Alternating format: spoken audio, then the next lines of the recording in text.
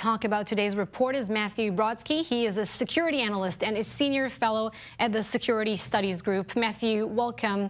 And this report indicates that Iran is complying with the nuclear deal, but that Iran still poses a serious security threat, especially through its regional destabilizing activity in the Middle East. Now, this is something that both the United States and Israel and even the Arab world understands. My question to you is, why do Western European countries seem to be less concerned about this aspect of Iranian activity? European countries have always seemed to be more motivated by their economies, and they're still trying to secure deals. One of the things that CIA Director Gina Haspel spelled out was that Iran was undergoing an internal debate discussing and getting ready to basically break the nuclear deal because they weren't getting all the economic benefits that they believe they were supposed to get from the nuclear agreement because the United States withdrew. So they've been using that as leverage in their negotiations with Europe, and Europe, of course, has been trying to work out special deals that will keep them inside of the JCPOA, even though, of course, they were, Iranians were busted twice for trying to carry out terrorist attacks in the past year. By the way, to your economic point, Israel's ambassador to the United Nations, Mr. Danny Danon, he said recently that Iran spends about $4 billion annually in Syria.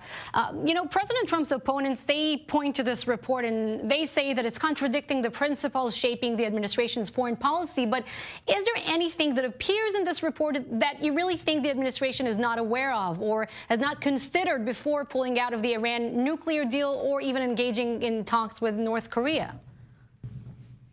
I think what's important is that part of the rationale for pulling out of the nuclear agreement was that it would free the United States to be able to push back on all levers against Iran. And unfortunately, I don't think we've done that enough yet. Yes, we've had some economic sanctions in place. There's still more we could do to go after, say, the central bank of Iran. There's also more that could be done militarily and diplomatically, specifically on the military front.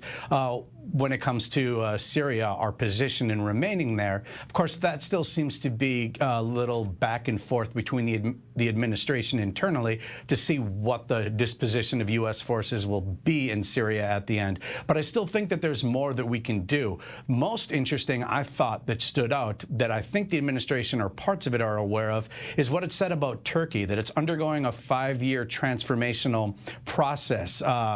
And that the U.S. shouldn't really expect Turkey to be working well as a NATO ally for the duration of those 4 years, and that the United States' relationship with Turkey is not really decisive as far as Ankara is concerned. That says a lot about what the U.S. is trying to do coming up in Syria now. I think that makes a big difference for how the United States should look at the region. So, Matthew, I would assume, speaking of northern Syria and the tensions there between Turkey and the Kurds, you don't have high expectations for the safe zone between the two forces, right? No, because the safe zone is essentially just giving Syrian territory over to Turkey. And so who's it safe for? It's not safe for the Kurds. And ISIS isn't really in that pocket anyway. So it's basically a gift to Erdogan that makes no sense. But then again, so is a plan that would have Turkey going somehow magically into southeastern Syria to fight ISIS troops near the border crossings with Iraq. So, we'll see what develops. The latest is that the U.S. would still maintain troops at a garrison in Al-Tanf. That's not eastern Syria, but it is disruptive to a major land corridor that Iran uses to ship and for communications into Syria and into Lebanon. So, but again, every day you kind of hear something new on the Syria situation from the administration. Who knows what will end up being in the end? It's still clear that from the administration's perspective, we have major threats that we're facing. That's right, Matthew Brodsky, but that's the Middle East. Alliances keep shaping and changing all the time. Coming up here on Clear Cut Plus, ISIS looted many ancient